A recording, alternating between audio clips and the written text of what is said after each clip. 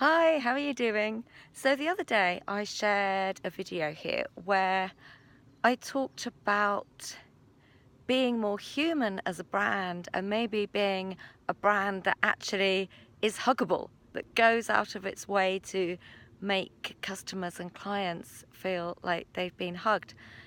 And I ran out of time really on that video to talk about what that could look like online in more depth. So I thought I'd come back here today and talk about it a little bit.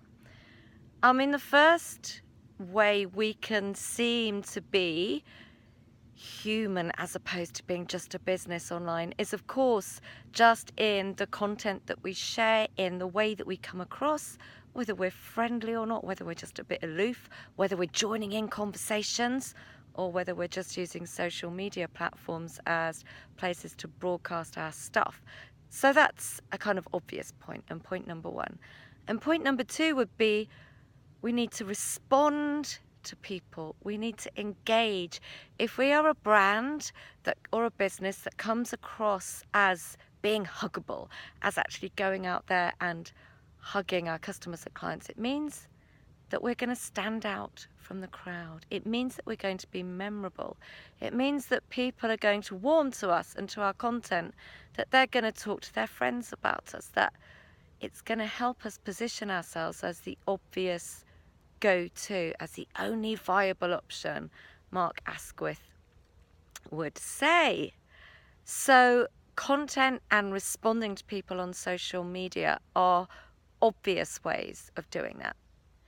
But then the third way, and the donkeys are at it again. I thought I'd choose a different place in the garden to do this video from, but the donkeys found me anyway. A minute ago I heard the duck actually squawking. So yeah, something was going to happen, obviously. So yeah, the next point is, and this is crucial to everything we do online, but the next point is to put ourselves into the shoes of the people that really want to attract and interact with online. How does it feel for them to see our stuff and see the way that we behave? Do we come across to them as huggable, as likable, as friendly?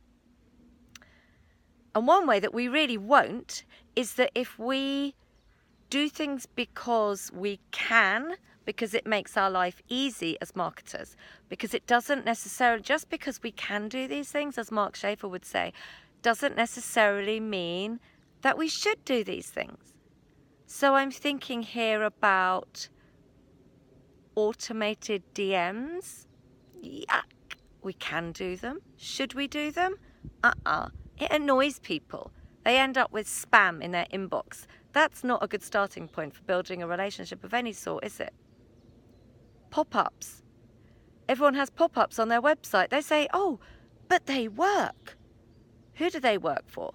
They work for you maybe getting an email address from someone that's never even going to look at the email that you send, or worse still, you're getting an email address that's false and they're never actually going to look at it because they've got a false email address that they use just to get your flipping stuff, or just to get through the annoying pop-ups so they can see the rest of your content.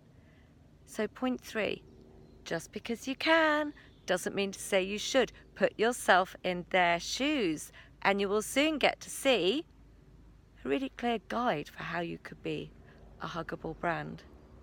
And there's another point on the same sort of line, really, which is, just had to change hands because my arms were aching, which is not asking people to marry you before you've even had the first date. And what do I mean by that? I mean, that's, if you like, a saying that's used a lot in marketing terms, but so many people are out there asking you for your email address in order to get a download, or in order, even worse, to register for a webinar.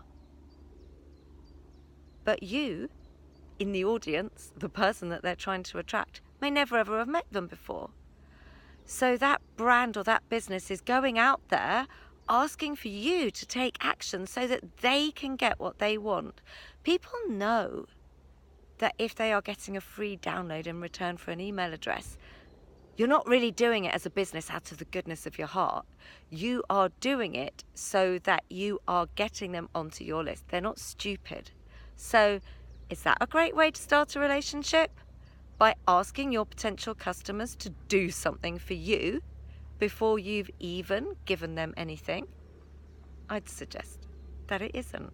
And worse still, of course, is the signing up for a webinar, expecting somebody to commit to giving up an hour of their time maybe to get some training, aka a sales pitch very often, from someone that they haven't even met or have only just met online. You're asking them to give something before you've given anything. That doesn't quite smack of reciprocity, does it? So how about if we're really going to be a brand or a business that makes people feel hugged, that stands out from the crowd, we share stuff without asking for anything in return. Now, I recommend to my clients and people who buy my courses all the time to not only go out there and share stuff, say on blogs or and Facebook posts, but also to actually spend a bit of money to actually share some stuff using Facebook ads, because A, that will amplify your message beautifully and get it in front of exactly the right people for you. But B, you are going to get far more visibility. You're going to be able to impact and reach many more people by actually throwing some ads into the mix. And people will start to see that when you run an ad, it isn't all about you getting what you want as a business. It's about you actually reaching out and sharing stuff with them that they might find helpful or useful.